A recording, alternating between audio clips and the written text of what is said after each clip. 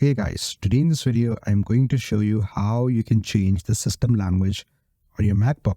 So the first thing that we need to do is we have to go here to System Settings.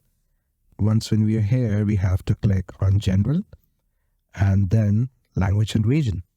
You can see that the languages that we have preferred are here on top. If we want to add another language, we have to click here. And let's see if I want to add Spanish. I'm going to click on Spanish and click Add. And then I'm going to click on Use Spanish. And we don't have to restart. We don't necessarily have to restart. So click on Don't Restart. And then we're good to go.